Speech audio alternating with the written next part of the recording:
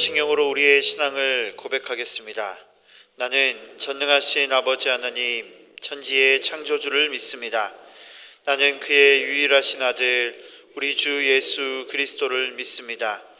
그는 성령으로 잉태되어 동정녀 마리아에게서 나시고 본디오 빌라도에게 고난을 받아 십자가에 못 박혀 죽으시고 장사된 지 사흘 만에 죽은 자 가운데서 다시 살아나셨으며 하늘에 오르시어 전능하신 아버지 하나님 우편에 앉아 계시다가 거기로부터 살아있는 자와 죽은 자를 심판하러 오십니다. 나는 성령을 믿으며 거룩한 공교회와 성도의 교제와 죄를 용서받는 것과 몸의 부활과 영생을 믿습니다. 아멘. 찬송가 10장 찬양 드리겠습니다.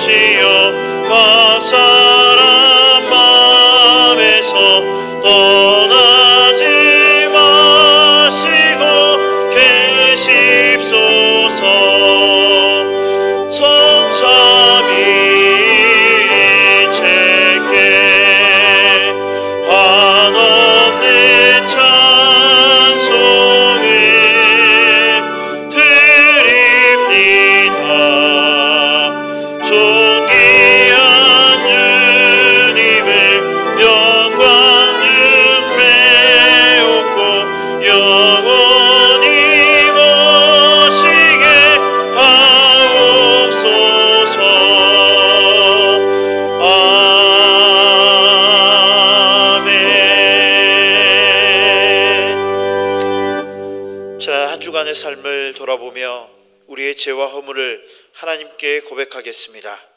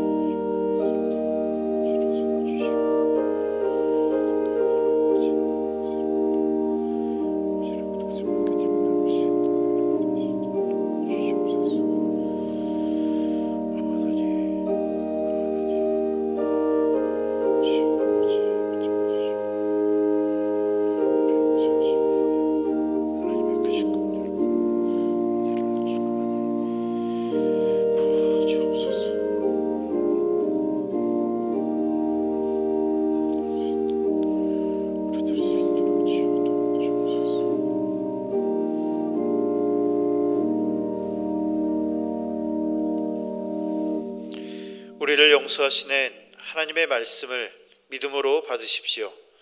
너는 돌아가서 내 백성의 주권자 히스기야에게 이르기를 왕의 조상 다윗의 하나님 여호와의 말씀이 내가 내 기도를 들었고 내 눈물을 보았노라. 내가 너를 낫게 하리니 내가 3일 만에 여호와의 성전에 올라가겠고 내가 내 날에 15년을 더할 것이며 내가 너와 이 성을 아수르 왕의 손에서 구원하고 내가 나를 위하고 또 내 종 다윗을 위함으로 이 성을 보호하리라 하셨더라. 아멘. 자리에 앉으시길 바랍니다. 유임 목사님께서 교회 소식 전해 주시겠습니다.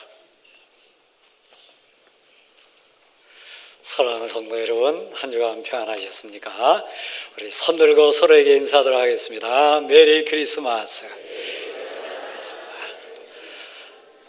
다시 한번 인사하겠습니다. 사랑하고 존경합니다. 교회 소식 전합니다. 오늘 오후 예배 때는 우리 성탄 발표회를 교육부서 중심으로 은혜 가운데 진행합니다. 꼭 오셔서 그 은혜 함께 나누시고 또 찬양과 영광을 돌리는 우리 모두가 되기를 바랍니다. 돌아오는 목요일이 성탄절입니다. 지금 우리가 대림절 가운데 성탄 주간을 지내고 있는데 온 가족 이곳에 오셔서 마음껏 찬양하고 마음껏 경배하고 그 사랑과 은혜를 함께 나눌 수 있기를 바랍니다. 꼭 일정 구별하셔서 한자리 하시기를 권합니다. 나머지 광고는 여러분 주보 참조해 주시고 특별히 성탄절 예배 오실 때 우리 항전직 중심으로 우리 성도들도 열려 있습니다만 가능하시면 자원하시는 분들 한 10,000원 정도 가치 가운데 성도들에게 사랑을 한번 전하고 싶다, 우리 마음을 같이 한번 나눠보고 싶다 하는 마음으로 이 선물 교환하는 순서를 좀 가지려고 합니다. 그러니까 그냥 오셔도 괜찮습니다. 다만 자원하신 분들 중심으로 우리 선물을 이렇게 나누는 시간을 갖도록 하겠습니다. 꼭 은혜 가운데 준비 잘 할 수 있는 분들도 또 많이 계시기를 권면드립니다. 대강 가족 소식 전합니다. 우리 교회 한 달간의 하나님의 또 섭리 가운데 제1대 원로 사모님 105세 삶을 마무리하시고 하나님 곁으로 가셨습니다. 지금 제2대 원로 사모님 장례 절차 가운데 있습니다. 저를 비롯한 우리 성도들 다 슬픔 가운데 있지만 또 다른 하늘의 소망으로 위로를 받습니다. 장례 절차 가운데 오늘 오후 예배 후에 일산에 있는 복음병원 장례식장에 저희가 입관 예배를 드리러 갑니다. 가능하시면 자리해 주시면 유족들에게도 또 우리 성도들 서로 위로하는데도 힘이 될 것 같습니다. 그리고 발인은 내일 아침 7시에 하는데 교회에서는 6시에 출발하도록 하겠습니다. 위에서 기도해 주시기를 부탁드리고 또 연이어서 상이 지금 쭉 나고 있는데 우리 박순덕 집사님, 윤성현 안수 집사님 부친상을 당했습니다. 그래서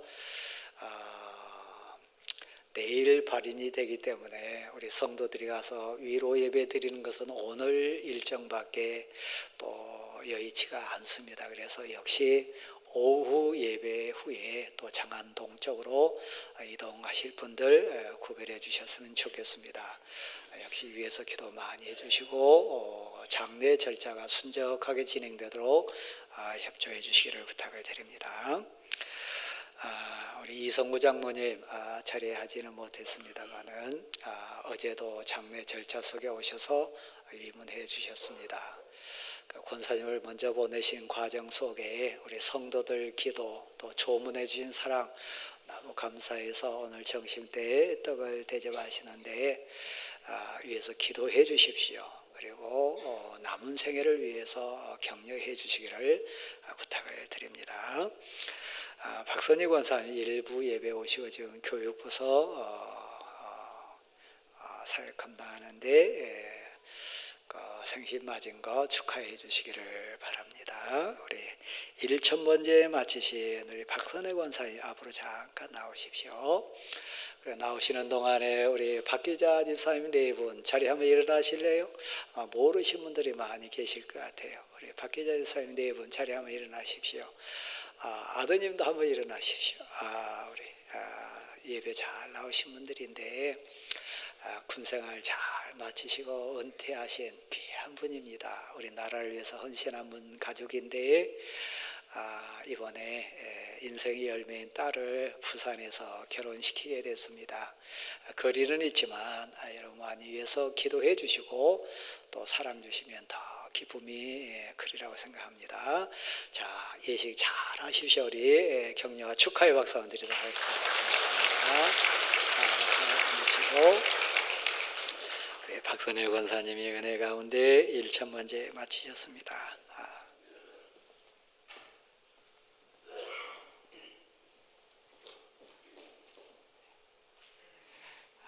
좀 하시고 제가 한번 기도하겠습니다. 같이 기도합니다.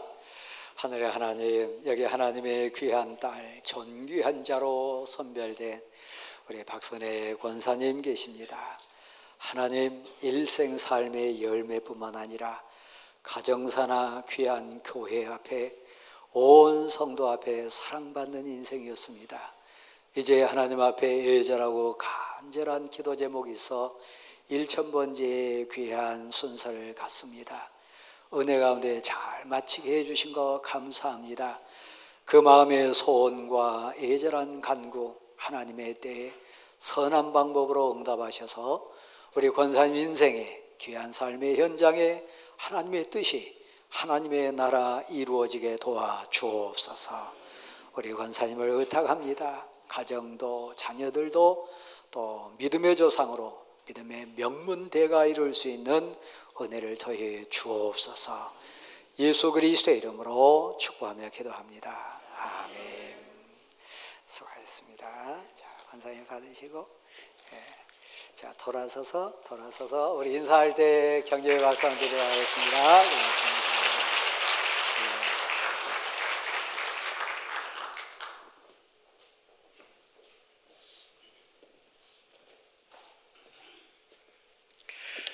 사랑하는 성도 여러분, 성탄 주간입니다.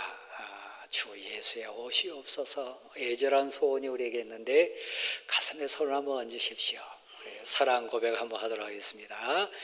내가 하나님을 사랑합니다. 아멘. 다시 한번 하겠습니다. 내가 하나님을 사랑합니다. 아멘. 이제 우리 사명 선포하겠습니다. 이제는 전도다. 이제는 선교다. 아멘.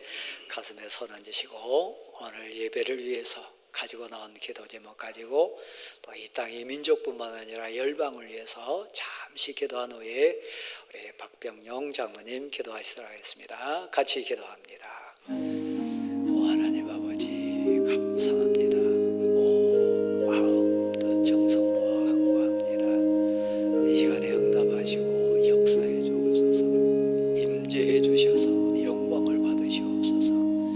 우리 마음과 소원 살피셔서 하나님의 뜻 이루게 하소서. 오 하나님 감사합니다. 아멘.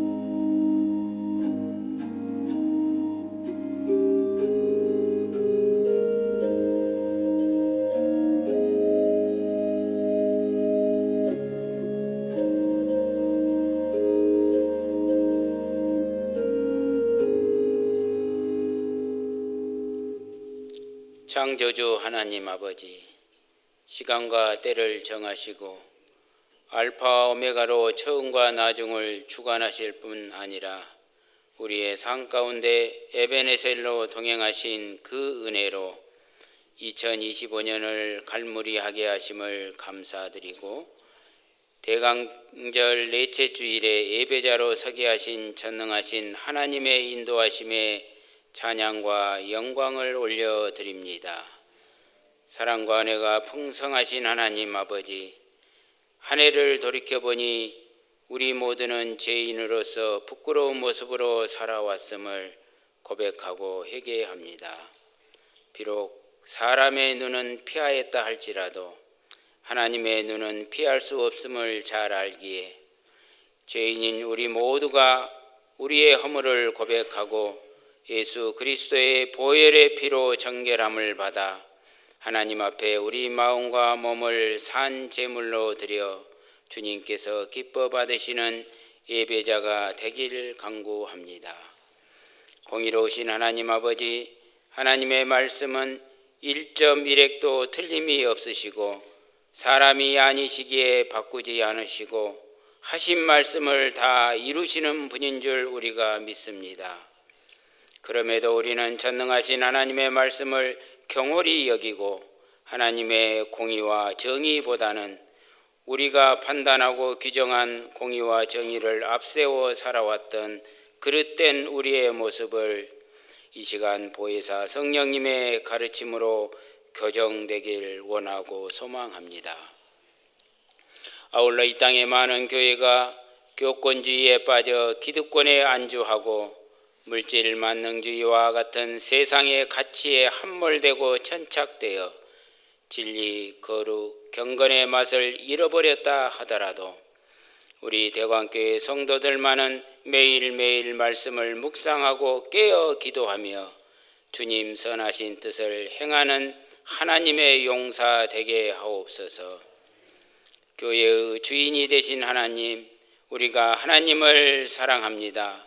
하나님의 사랑을 받은 우리 대광교회가 전도와 선교에 매진하는 교회, 성도 간의 사랑과 은혜가 넘치는 교회, 다음 세대를 이어갈 우리 자녀들을 말씀으로 양육하는 교회, 성령이 충만하여 우리의 자녀들이 예언을 하고 청년들은 환상을 보고 어른들은 꿈을 꾸는 교회, 지역사회를 품고 섬기고 사랑을 나누는 그야말로 주님의 뜻을 온전히 이루는 교회가 되게 하옵소서.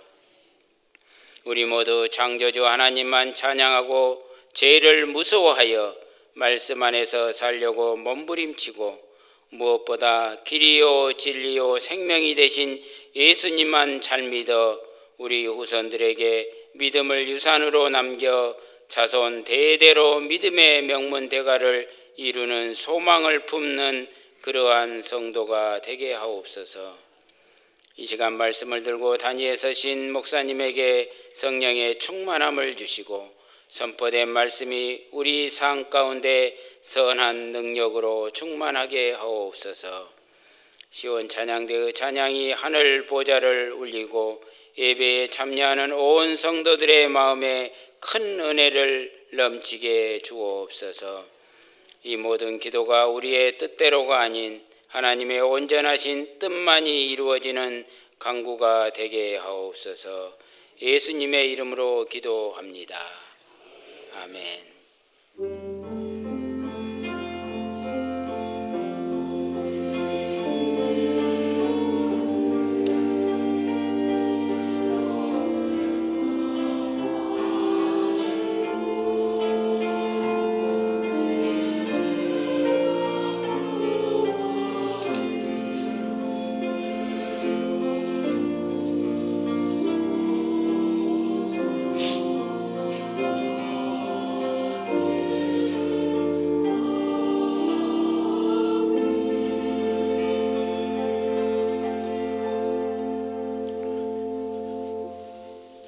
찬송가 122장 찬양하시며 준비하신 예물을 하나님께 드리겠습니다.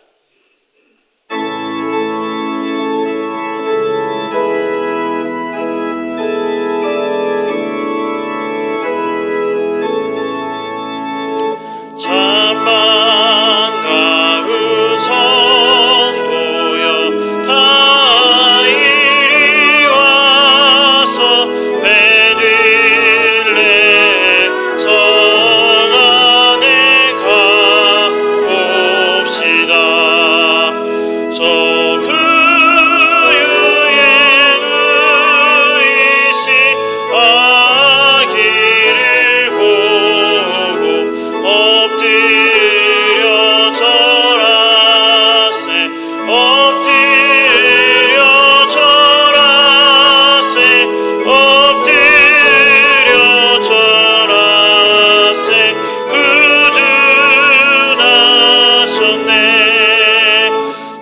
천사여 찬송을 높이 불러서 이광하라 천지에 울리어라. 주 하나님 앞에는 영광을 돌려 엎드려 절하세 엎드려 절하세 엎드려 절하세 구주 나셨네. 상의 주께서 탄생할 때 잠시만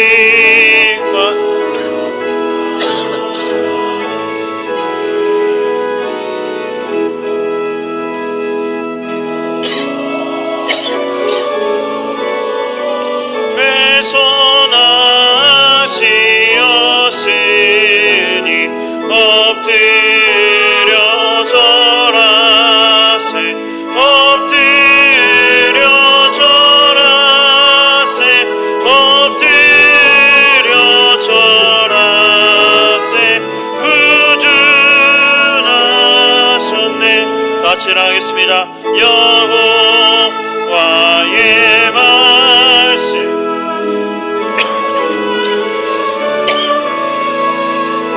날 구원한 그 순간 되셨도다. 늘 감사한 찬송을 주 앞에 드려 엎드려 절하세 엎드려 절하세 엎드려 절하세 구주 나셨네.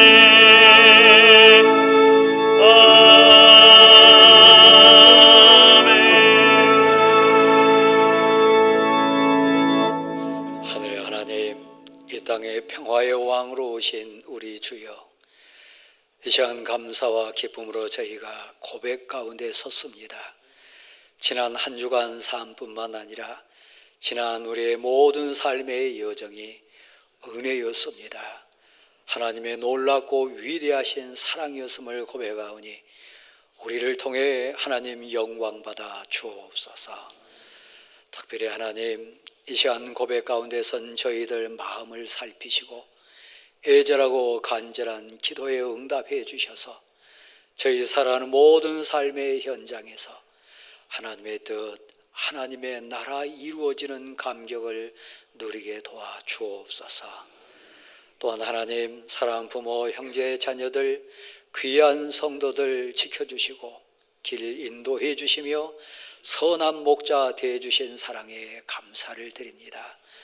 또한 하나님, 힘들고 어려운 환경과 눈물 나는 그 역경과 환난 속에서도 저희에게 힘이 되어 주시고 동행해 주시며 함께 해주신 그 은혜에 감사를 드립니다. 하나의 시간 애절하고 간절한 기도 제목도 올립니다. 사람의 힘으로나 세상 가치로는 어찌할 수 없어 하나님 앞에 와서 엎드려 간구하오니 우리 귀한 10년 가운데 하나님 나라 이루어지게 도와주시고 애타고 눈물겨운 그 모든 환경을 이기게 도와주옵시고 악한 영이나 질고 영이나 세상 영 물리칠 수 있는 믿음을 더해 주옵소서. 특별히 하나님, 애절하고 간절한 간구 속에 가정으로 돌아가기를, 일상이 회복되기를 소원하는 성도들 그 마음 소원 들으시고 응답해 주옵소서. 주 예수 그리스도는 위대하시다고 선포하며 삶으로 간증하는 우리 모두가 되게 하옵소서. 지난 삶 속에서도 하나님 믿음 잃지 않게 도와주시고 그 어렵고 힘든 환경 속에서도 하나님을 고백하며 붙들고 이기게 하신 거 감사합니다. 다시 한번 간구하오니 우리를 하나님 하나님 온전히 붙들어 주옵소서. 특별히 구별하여 드린 귀한 예물 저희의 신앙 고백 연에 받으셔서 하나님 영광 더 크게 드러나게 도와 주옵소서. 믿음의 명문대가 이룰 수 있는 꿈도 꾸게 하시고 특별히 이 성탄 주간에 주 예수여 오시옵소서. 우리를 위로하시고 우리를 붙들어 주옵소서. 드릴 수 있는 힘과 고백할 수 있는 믿음 주신 거 감사하고 예수 그리스도의 이름으로 봉헌의 기도를 드립니다. 아멘.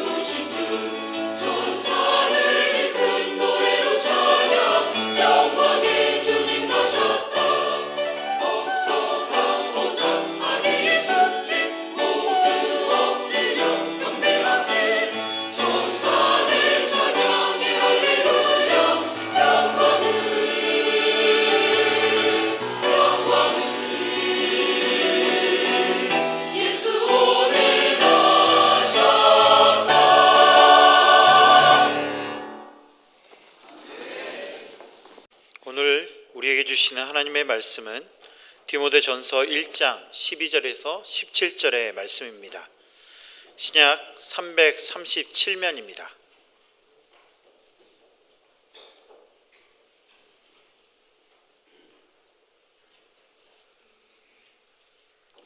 디모데전서 1장 12절에서 17절 말씀입니다. 하나님의 말씀을 봉독하겠습니다. 나를 능하게 하신 그리스도 예수 우리 주께 내가 감사함은 나를 충성되이 여겨 내게 직분을 맡기심이니 내가 전에는 비방자요 박해자요 폭행자였으나 도리어 긍휼을 입은 것은 내가 믿지 아니할 때에 알지 못하고 행하였음이라. 우리 주의 은혜가 그리스도 예수 안에 있는 믿음과 사랑과 함께 넘치도록 풍성하였도다. 믿보다 모든 사람이 받을 만한 이 말이여 그리스도 예수께서 죄인을 구원하시려고 세상에 임하셨다 하였도다. 죄인 중에 내가 괴순이라. 그러나 내가 긍휼을 입은 까닭은 예수 그리스도께서 내게 먼저 일체 오래 참으심을 보이사 후에 주를 믿어 영생 얻는 자들에게 본이 되게 하려 하심이라. 영원하신 왕 곧 썩지 아니하고 보이지 아니하고 홀로 하나이신 하나님께 존귀와 영광이 영원 무궁하도록 있을지어다. 아멘. 이 목사님 나오셔서 사울이 바울 되어 찬양의 제목으로 말씀 선포해 주시겠습니다. 여러분, 저는 지난 한 주간 삶 속에 손에 끼고 다니던 장갑을 잃어버렸습니다. 많이 생각했습니다. 또 오늘 아침 이렇게 세수하는 과정 속에 세면대 위에다가 안경을 얹어 놓았다가 부주의로 떨어뜨려 가지고 어제까지 쓰던 안경을 또 망가뜨렸습니다. 저희 아내에게 핀잔 들을 것 미리 상상하고 제가 선수를 쳤습니다. 내 눈동자 괜찮다고, 눈에는 전혀 이상 없다고, 그래서 감사하니까 우리 같이 감사합시다. 그렇게 선수를 쳤습니다. 그러면 제 마음속에 많이 또 생각했어요. 인생이라고 하는 것, 특별히 성탄주간 살아가는 우리에게 예수님이 왜 오셔야 되는가? 내 인생의 주권자가 진정 예수님이신데 우리 삶 속에서 내 것인 게 과연 무엇일까? 내 마음대로 할 수 있는 게 무엇일까? 많이 생각했던 한 주간이었습니다. 단순히 물질을 잃거나 단순히 우리의 환경이 변화되는 그런 것도 우리를 많이 생각나게 하고 또 진지하게 인생을 돌아보는 계기가 되기도 합니다. 저나 여러분이 공히 느끼고 지금 고백하는 것 한 달 어간 정도 속에 저에게 표현하라면 믿음의 할머니 된 일대 원로 사모님이 별세하셨습니다. 저에게는 진정 할머니 같은 믿음의 할머니셨는데 마음이 많이 허전합니다. 또 지금 우리는 이대 원로 사모님, 제게는 믿음의 어머니 되시는데 또 이 세상을 떠나셨습니다. 또 많이 생각합니다. 저는 지금 62살 끝자락에 있는 목사입니다. 내년이면 63이 됩니다. 이제야 깨달은 것, 이제야 많이 생각하고 새롭게 고백하는 게 참 많습니다. 우리가 신앙생활하고 가정생활을 꾸려가고 성도와 더불어 이렇게 믿음의 생활을 해갈 때 이것을 내가 예전에 알았더라면, 이 부분을 내가 그때 좀 깨닫고 살았더라면, 그런 후회스러운 부분도 있습니다. 천번 만번 사람 앞에 섰을 때 우리는 돌아서서 후회하는 게 참 많습니다. 근데 대부분 저를 비롯한 우리 모두는 또 우리와 관련된 사람들은 온전치 않습니다. 완전한 인격을 갖고 있거나 온전한 믿음으로 다 채워진 인생은 단 한 사람도 없습니다. 그래서 상처받고, 그래서 아파하고, 그래서 때로는 그 관계 때문에 울기도 하고 서운해하면서 생을 걸어갑니다. 근데 딱 한 분, 이 땅에 평화의 왕으로 오신 우리 주님은, 우리 주님을 보내신 예수님은 끝까지 참고 기다려 주세요. 끝까지 우리를 포기하지 않으시고 그 어떤 상황에도 우리를 버리지 않습니다. 천번 만번 하나님 앞에 섰을 때 부족하고 죄 많은 우리를 내치지 않습니다. 신앙 고백, 하나님이 내 아버지 되시고 하나님 나의 주인 되신다고 하는 신앙 고백 가운데 붙들고 서는 자에게는 그 은혜의 주님으로 우리를 바라봐 주십니다. 사랑하는 성도 여러분, 오늘 본문에 쭉 간증자로 서고 애절한 신앙 고백자가 돼가지고 성도 앞에 선 사도 바울은 원래 오늘 본문에 나온 그런 모습 아니었습니다. 사도 바울 인생 과정 속에도 사울이라고 하는 들쭉날쭉하고 부끄럽고 나름의 죄가 많이 묻어있던 인생이 사울이라고 하는 인생 과정 살았습니다. 우리가 신앙 지식으로 알고 있는 그 사울의 모습 보면 나름대로 열심히 있었습니다.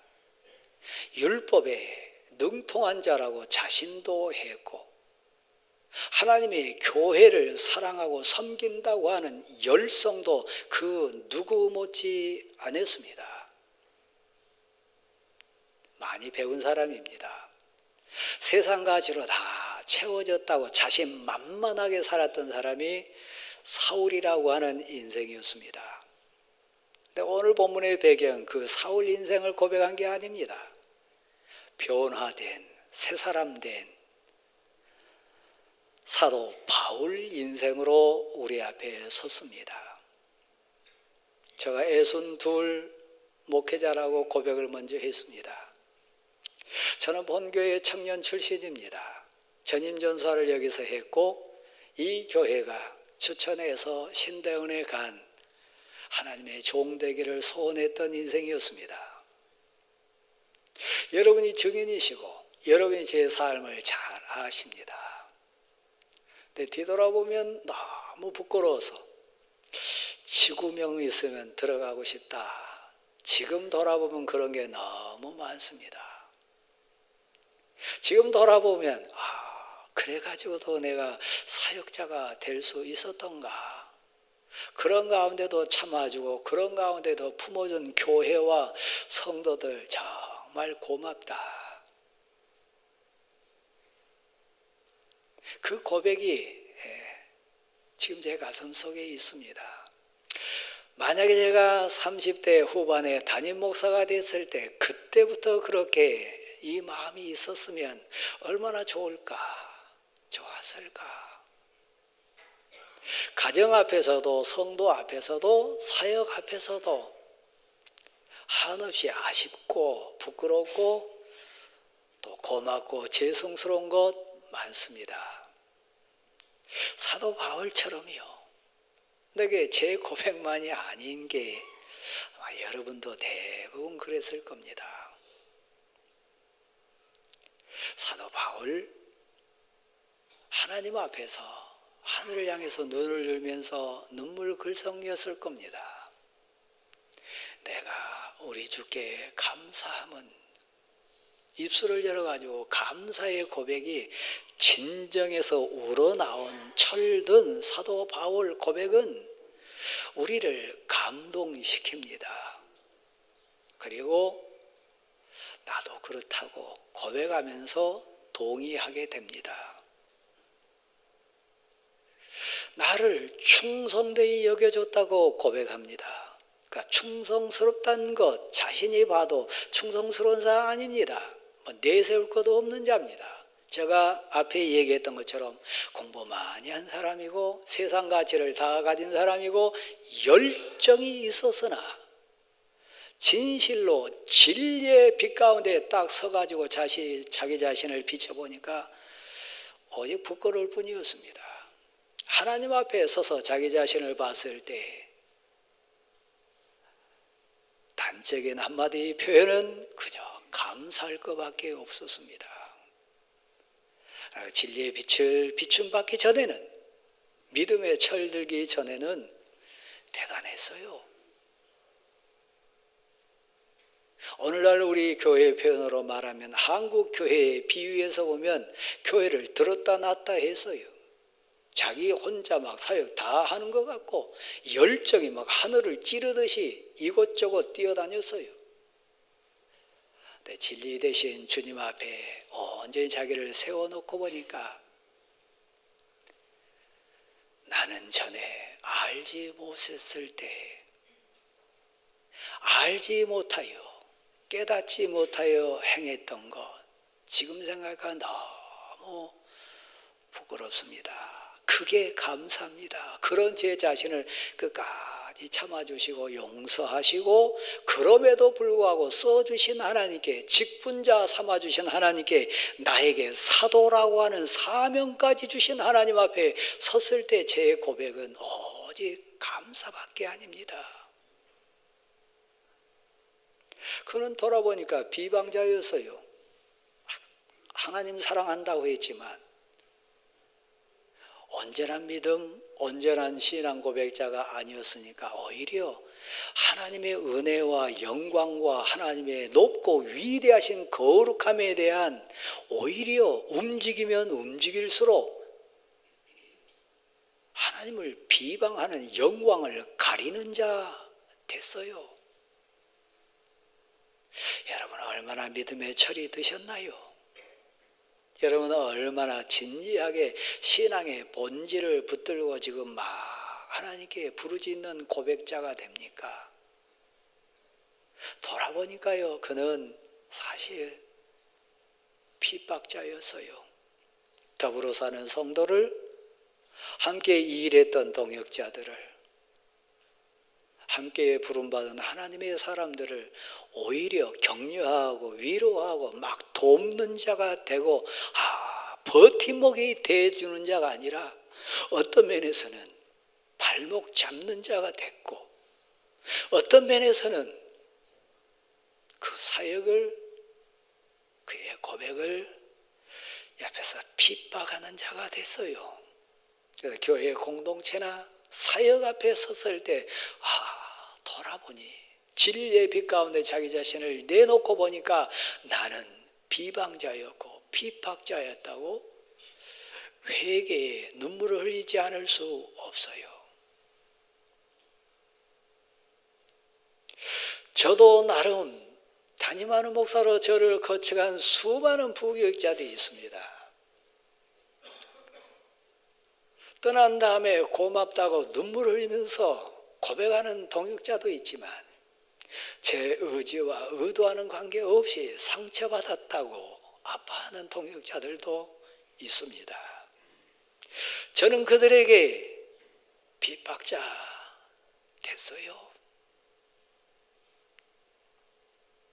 어찌 보면 목사님 때문에 이 교회를 떠납니다. 그런 사람도 아마 있을 거예요. 그들에게 저는 신앙의 권면자나 신앙의 아름다운 리더이기보다는 그들에게는 핍박자였을 거예요. 하나님만이 아시겠죠. 근데 사도 바울 인생이 그랬다는 얘기입니다. 그 열정이 있고 충만했고 나름 사랑한다고 이리저리 뛰었지만 돌아보니까 비방자였어요. 핍박자였어요. 그러니까 이 대림절 절기에 성탄절 주간에 우리 애절한 고백, 그것은 주 예수여 오시옵소서. 제 믿음의 눈을 열어주시고 마음 문을 열어주시고 진실로 변화시켜 주셔가지고 하나님의 사람답게 새 사람 되게 도와주십시오. 주님 오시옵소서. 고백할 수밖에 없는 거예요. 돌아보니까요, 사도 바울은 폭행자였어요. 상처를 많이 준, 심지어는 스데반과 같은 집사 앞에 섰을 때 그는 살인자입니다. 하나님을 향한 열성 내세웠지만 결론은 그 은혜 충만하고 성령 충만했던 스데반을 죽인 자가 사울 인생이었습니다. 한국교회 많은 목사님들이 눈물을 흘리면서 이렇게 고백합니다. 상처받았노라고. 누구에게 상처받았냐? 교회 중직자들에게 상처받았다고 얘기합니다. 한국교회에 수많은 항존직분자들이 눈물을 흘리면서 하나님께 울부짖으면서 매달린 기도합니다. 우리 목사님 때문에 상처받았다고. 이게 우리 한국교회 현실, 우리 교회 현실 아닐까요? 우리는 비방자였어요. 돌아보니까 핍박자였어요. 돌아보니까 폭행자였어요. 그럼에도 불구하고 하나님은 내게 직분을 허락해 주시고 그럼에도 죽이지 않으시고 여전히 살리셔서 하나님의 뜻을 이어가고 있습니다. 그럼 못되고 부끄럽고 죄된 우리에게 직분을 지금도 허락해 주셔가지고 하나님의 몸된 교회를 섬겨갈 수 있도록 지금 끝까지 참고 계십니다. 그러니까 나를 능하게 하신, 나에게 사명과 사역을 감당하게 하신 하나님 앞에 섰을 때 내가 입을 열어가지고 토해낼 말이 있다면 감사합니다. 그거밖에 없다는 거예요. 사랑하는 성도 여러분, 저는 여러분을 누가복음 17장 말씀으로 한번 꼭 안내를 하고 싶습니다. 1절부터 10절까지 나온 말씀인데 거기 보면 저의 모습, 여러분의 모습, 이 본문으로 재해석해야 될 부분이 꼭 있습니다. 우리 주님이 친히 예를 들어주시고 우리 주님이 친히 사도들 앞에 앉히셔서 가르치신 신앙 교훈, 인생 교훈이기 때문에 그렇습니다. 우리는 온전한 인생 아닙니다. 그런데 은혜에서 입어서 사역자가 되고 그런데 하나님의 사랑받아가지고 사도가 됐습니다. 직분자가 됐습니다. 예수님 앞에 있는 사도들도 마찬가지였습니다. 너희가 사역을 감당할 때 너희 자신이 온전치 않다.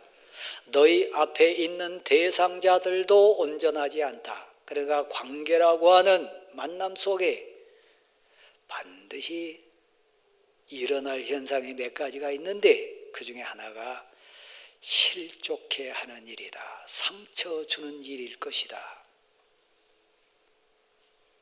실족하는 일이 없을 수는 없는데 완전하지 않으니까 서로가 공동체가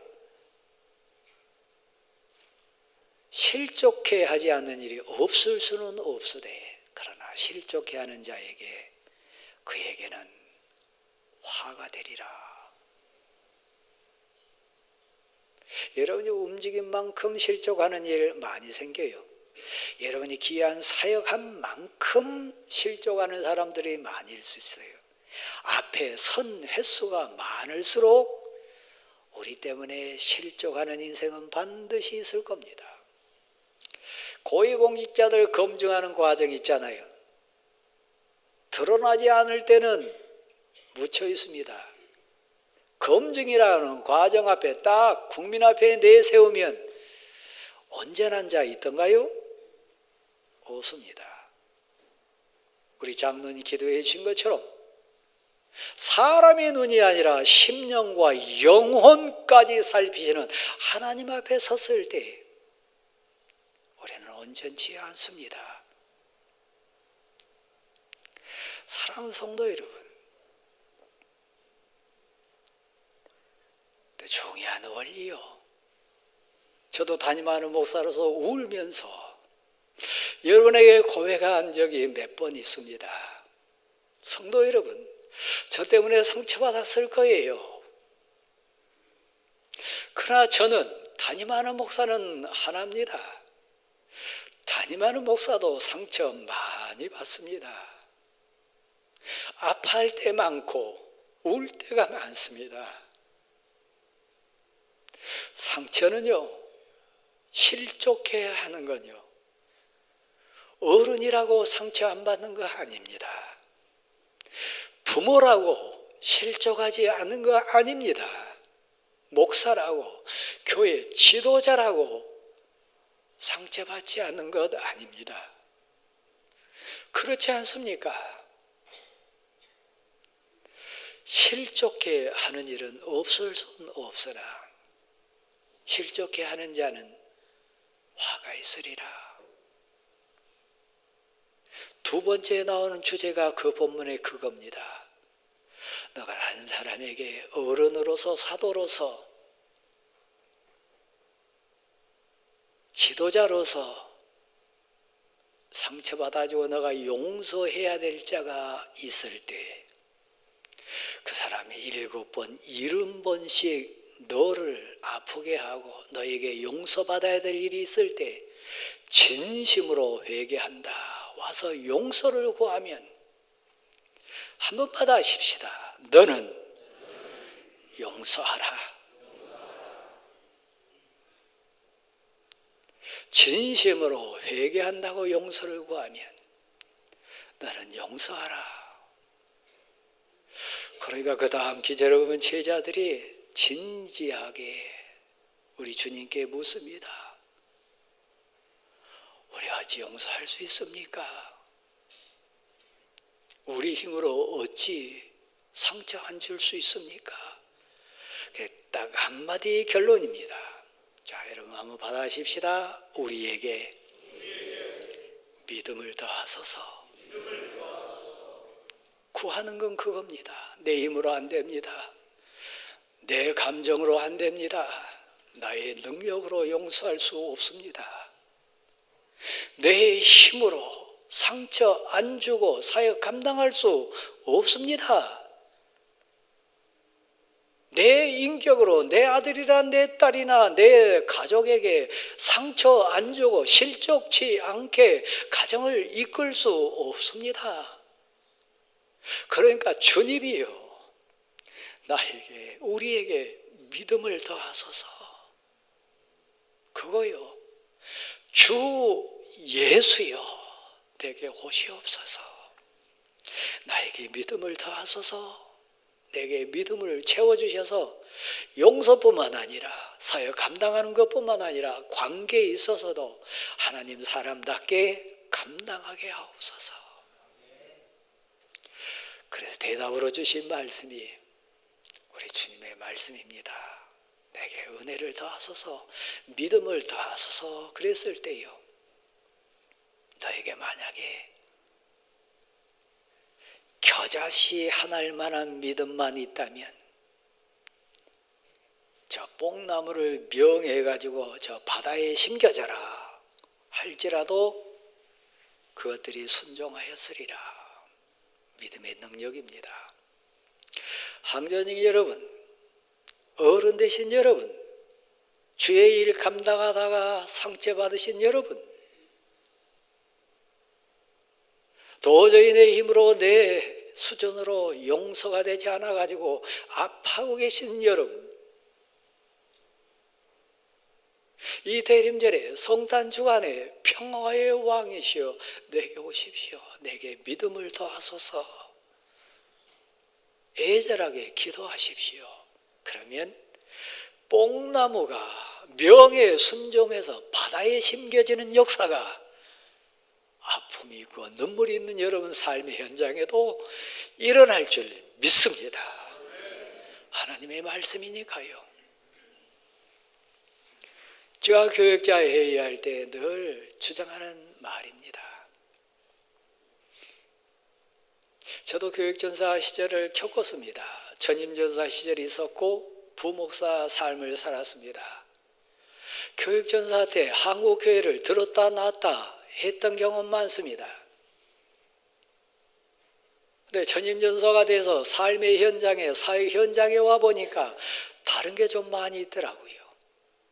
안수받고 목사가 돼서 부목사 사역하니까 전임전사 때 보이지 않던 게 보이는 게 있었습니다. 제가 30대 후반에 담임 목사가 됐습니다. 부목사 시절 그렇게 보이지 않던 것이 담임 목사 되니까 눈에 들어오는 게 많았습니다. 40대, 50대를 거쳐서 60대 목사가 되니까 보이는 것도 있고요. 일리 있습니다. 여러분이 말하는 것, 여러분이 주장하는 것, 여러분이 내세우는 것 없는 얘기 아닙니다. 있습니다. 일리 있습니다. 그건 맞는 상황입니다. 그러나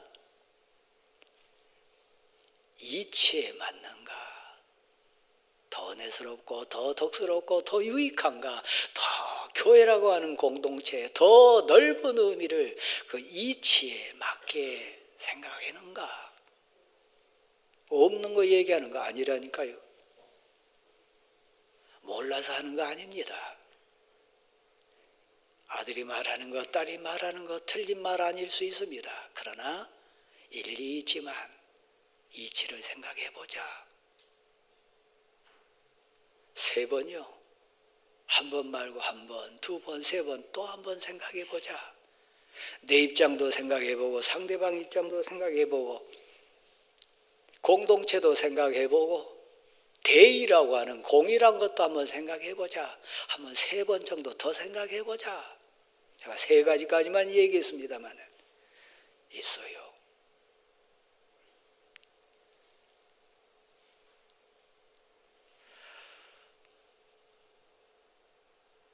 뽕나무도 순종해서 거기에 심겨지리라.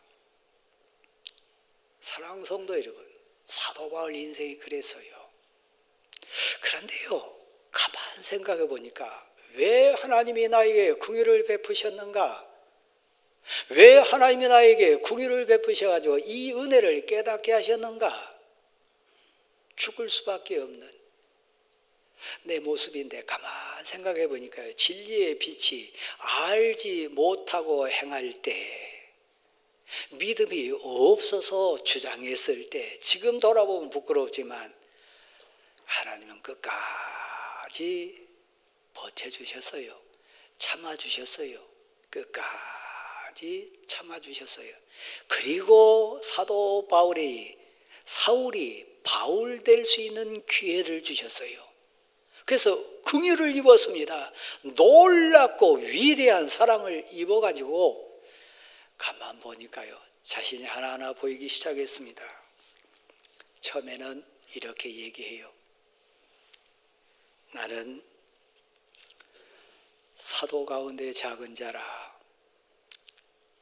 사도 가운데 내세울 수 없는 수준의 사도다, 그렇게 얘기했습니다. 저로 말하면 목사 가운데 그냥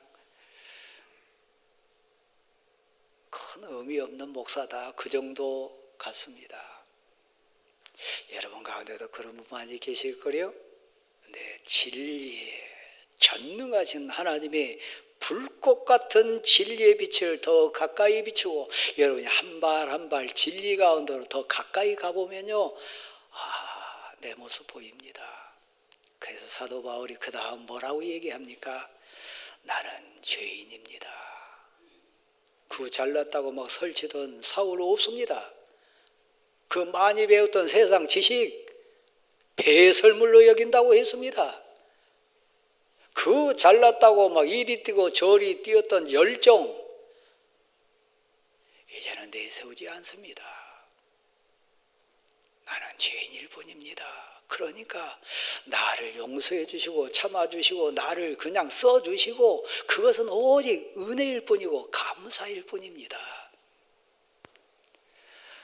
사도 바울은 은혜 입어가지고 이 단계에 머물지 않습니다. 사랑하는 성도 여러분, 저를 보실랍니까?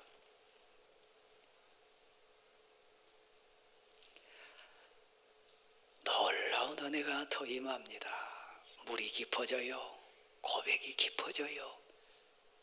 진리의 빛 가운데로 한 발 좀 더 가니까 진리의 빛이 나를 더 은혜스럽게 비춰주니까 뭐라고 얘기합니까? 오늘 본문에 나왔으면 나는 죄인 중에, 그냥 죄인이 아니고 뭐라고요? 죄수요.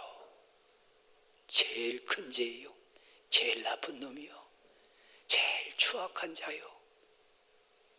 입을 열어가지고 말할 수 없는 자요. 내가 죄인 중에 괴수입니다. 근데 내가 뭐 주장할 게 있습니까? 그냥 살려주신 것만도, 써주신 것만도, 귀에 주신 것만도 감사하지 내가 무슨 주장할 게 있습니까? 나는 죄인 중에 괴수일 뿐입니다. 여러분은 어떻습니까? 제가 2주 전 주일 저녁에 제 동기 목사님 옆교회 오셔서 설교사에 가시고 동기 셋이 저녁을 같이 했습니다. 그리고 저 바누아투라고 하는 남태평양 섬 가운데 선교사에 가시는데 5년 전 상황을 이렇게 고백한 거 듣고 제가 많이 뒤돌아서서 울었습니다. 그리고 감사했습니다. 5년 전 여러분 이해하시잖아요. 우리나라에도 코로나라고 하는 환경이 덮쳤습니다. 그때 세계에서 단 한 명도 코로나 걸리지 않는 나라가 있습니다. 그 중에 한 나라가 뉴질랜드입니다. 나라 전체를 폐쇄했으니까요. 제가 정확치는 않습니다. 6개월로 제가 기억하는 그분 얘기 언뜻 생각납니다. 바누아투로 갈 수도 없고 뉴질랜드에 딱 갇혀가지고 6개월 동안 집 안에 딱 갇혀서 선교사니까 그 가족이 결단한 게 있었다고 합니다. 이 6개월 이 기간 동안 언제까지 갈지 모르죠. 이때 우리 한번 해보자. 오직 기도하고 오직 말씀 묵상하고 오직 예배에 최선을 다해보자. 우리에게 주신 특별한 기회니까 이 기회 삼아가지고 정말 울부짖으면서 기도하고 말씀 묵상하고 예배 드리고 이 일만 진정으로 한번 해보자. 그래서 6개월 정도 했다 그럽니다. 근데 저를 울게 한 거예요. 목사님 그때 창자가 끊어듯이 우리 기도했습니다. 밥만 먹고 하는 일은 기도하고 말씀 읽고 예배 드리는 일이었습니다. 그때 날마다 그 기도 시간마다 빠지지 않고 창자가 끊어듯이 기도했던 대상이 목사님이었습니다. 제가 5년 전에 여러분이 아시듯이 췌장암에 걸렸으니까요. 우리 성도들의 애끓는 기도도 있었지만 전국 각지에 저를 아는 목사님들, 저를 사랑해 주셨던 분들 뒤에 언뜻 이렇게 만나면 그때 목사님이 정말 기도 많이 했습니다. 지금도 기도합니다. 그런 분들을 참 많이 만났습니다. 근데 저는 몰랐어요. 하나님의 단체겐 은혜이지만 하나님은 그냥 살려주신 것으로만 알았어요. 저 남태평양에서도 저를 위해 애끓는 심정으로 기도하신 분이 계셨다고 하는 것. 그런데 여러분 저만 그렇습니까? 여러분은 그렇지 않습니까? 내가 우리 주께 나를 능하게 하신 우리 주님께 감사할 것은 내게 직분을 주심이라. 나를 살려주셨습니다.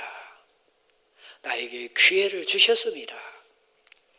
왜요? 내가 궁유를 입은 것은 후에 우리 주 예수 그리스도를 믿음 바 되어 영생을 얻는 자들에게 본이 되게 하려 함이라. 저 일부 예배 때 그랬어요. 저는 우리 최장로님을 뵐 때 그냥 보이지 않습니다. 제가 아팠기 때문에 치료 과정을 건너 우리 장로님 뵈면 달리 보입니다. 후에 예수 그리스도로 말미암은 영생을 얻는 복을 받은 자들에게 내가 본이 되게 하려 함이라. 나도 그때 몰랐는데, 나도 그때 그렇게 어리석었는데, 나도 그때 실수했는데 지나 보니까 이렇더라. 모델이 되기 위해서요. 사랑하는 성도 여러분, 여러분이 지금 아픈 가운데 있습니까? 환난 가운데 있습니까? 그래서 회복이 됐습니까? 왜 고쳐주셨어요? 왜 회복시키셨어요?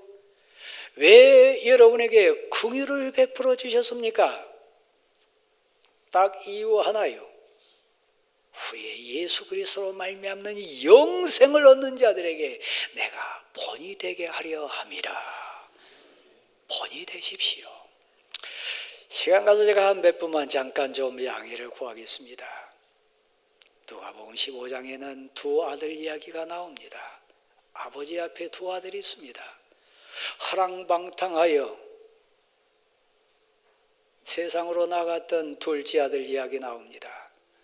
이 가운데 둘째 아들과 같은 상황으로 앉아 계신 분들 많아요. 건강도 잃어버리고 물질도 잃고 환경도 잃어보고 눈물을 흘리면서 하늘 향하여 우는 성도들이 있을 거예요. 그것도 복이잖아요. 내가 하늘과 아버지께 죄를 지었습니다. 이제 내가 압니다. 내가 주인 아니고 그저 된 것 아니고 내가 집으로 돌아갑니다. 아버지께로 돌아갑니다. 내가 하늘과 아버지께 죄를 지었습니다. 날 용서하소서. 기다리는 아버지는 하나님이십니다. 애타는 마음으로 기다리고 계십니다. 아들이 돌아왔을 때 책망하거나 비난하지 않습니다. 손에 가락지를 끼우고 발에 신을 신기고 가장 좋은 옷을 입혀줬습니다. 살진 양을 잡아가지고 잔치합니다. 하나님의 마음이요. 우리가 돌아오기를 내가 하늘과 아버지께 내가 하늘과 우리 가족에게 죄를 지었습니다. 돌아오기만 하면 아버지는 여전히 기다리십니다. 하나님의 사랑입니다. 더 많은 사람이 이 자리에 앉아 계시는데 저를 보세요. 대부분의 이 자리에 회중석에 앉아 계신 여러분은 큰아들과 같은 자들입니다. 겉으로 보면 멀쩡한 것 같아요. 겉으로 보면 효도한 것 같고 겉으로 보면 아무 문제 없이 살아간 것 같습니다. 그러나 진짜 나쁜 놈은 큰아들입니다. 진짜 은혜를 모르는 자는 큰아들이고 불쌍한 인생은 큰아들입니다. 교회 안에 있지만 아버지 곁에 있지만 큰 어려움 없이 흉년을 맞이한 것도 허랑방탕한 타락의 길로 간 것도 아니지만 평범한 삶 속에 있지만 그러나 아버지 입장에 나와서 고백하는 거에 속내를 들여다보면 나쁜 놈입니다. 대부분의 저와 우리 모습이요.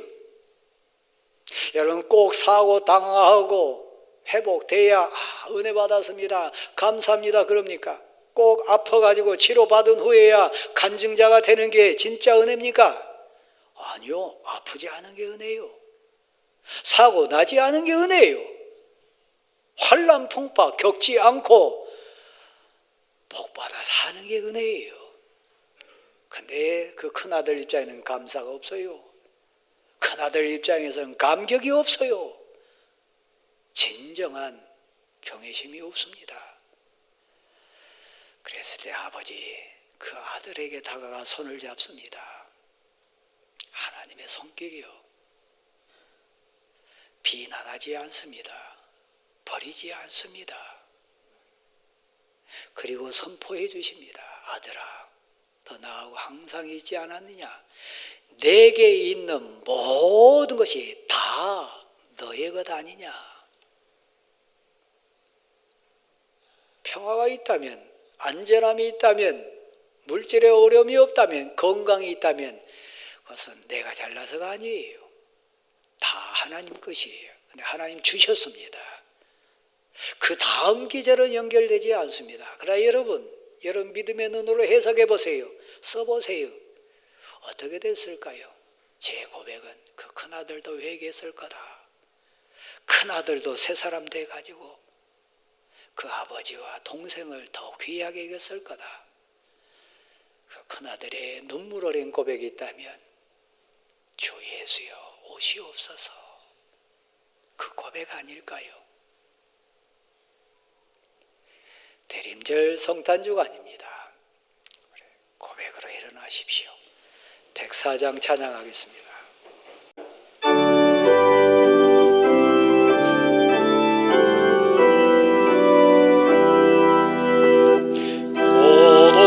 고도소서 임마누엘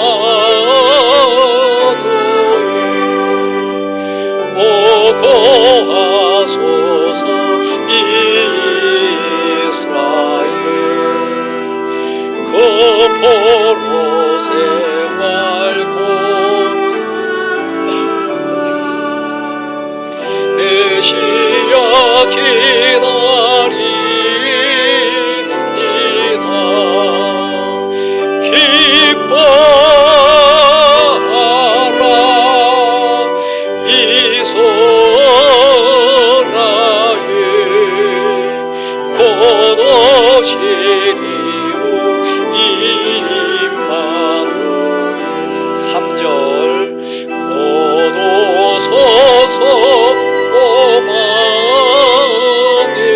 주 만백성 한마디로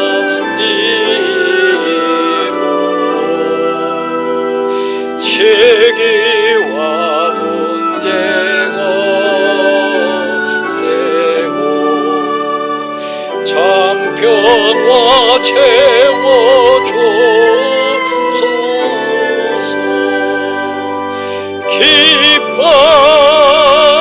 기뻐하라 이소라에 곧 오시리오 임마누엘